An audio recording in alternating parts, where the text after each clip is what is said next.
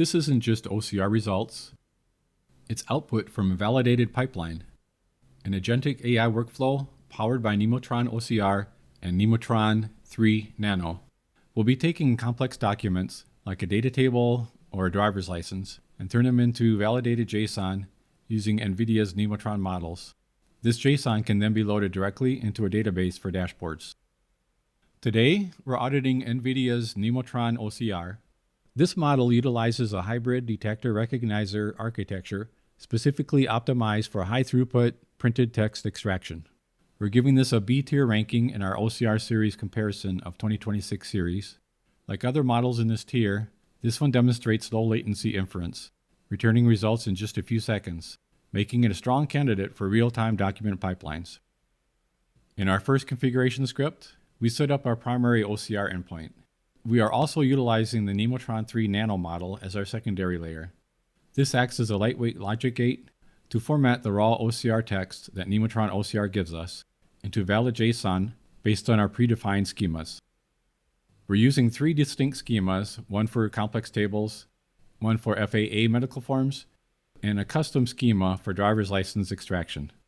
This structure ensures our data remains consistent once it leaves the pipeline. In the main script, we include the usual import statements, including the request library to communicate with the Nemotron online servers.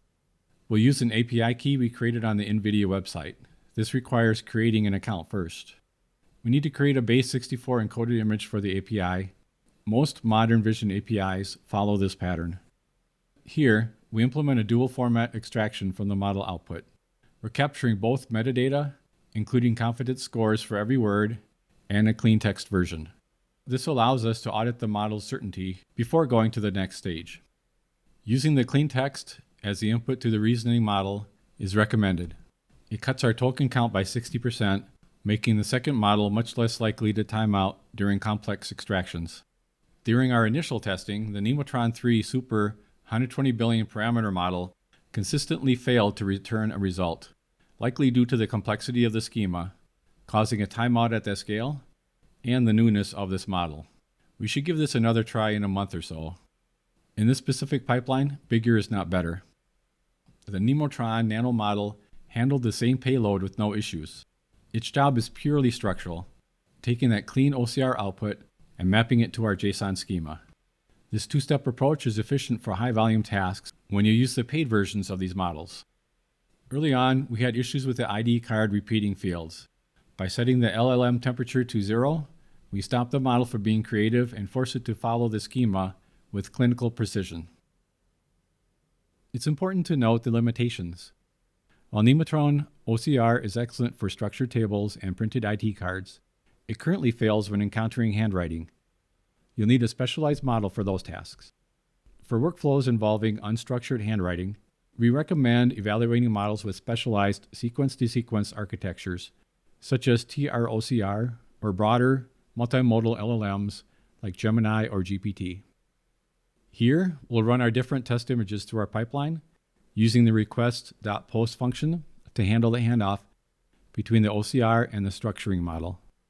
In the main execution block, we define a dictionary of file pairs to orchestrate our batch processing. This structure allows us to pass specific prompts and targeted schemas for each document type, whether it's a dense data table or a driver's license, ensuring the secondary reasoning layer has the exact context it needs for validation. Let's run the batch. Notice the execution times. While the OCR request usually returns in a few seconds, keep in mind we are on a shared developer tier. You may see some variability due to request queuing or rate limiting if the server is under high concurrency. In a production environment, you'd bypass this by self-hosting the NIM on your own hardware. The OCR model extracted the data from the table with near 100% accuracy. There's only one item that it wasn't sure about, most likely due to token fragmentation. Upon closer inspection, our second layer, the Nano model, also failed to correct this. Instead of reconciling the fragments, it reinforced the error by outputting O space C connel. This is a critical lesson. A structuring model is only as good as the context it's given. In a production environment, this is where you trigger a human-in-the-loop flag or a secondary validation script.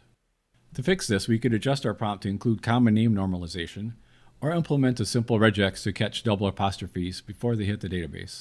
It's a reminder that even a multi-stage orchestration pipeline requires fine-tuning for edge cases. Looking at the output for the driver's license, the Nano model successfully mapped the license data. Every field is present, correctly formatted, and ready for the database import. It's a clean, efficient pipeline for printed documentation. This model faltered on the handwritten portion of the FAA form, failing on almost every word. Also, while it successfully captured the primary type text, performance degraded significantly in smudged or low contrast sections. Connecting this data to a reasoning LLM completes the agentic workflow. By using a second model to audit and format the raw OCR, we transformed static images into an active, self-correcting data stream. With the data now structured and verified in JSON, we've unlocked the next stage of our pipeline. In a future video, we'll add one more step by inserting this output into a local vector database for long-term retrieval and cross-document analysis. Nemotron's OCR B-tier ranking is a result of its specialized focus on printed text throughput. While the lack of handwriting support keeps it out of the A tier, and an absence of complex reasoning capabilities keeps it out of our S tier, its performance on printed text is a significant asset for automated pipelines. We've included the source code for this pipeline in the description below. Keep building, and we'll see you in the next one.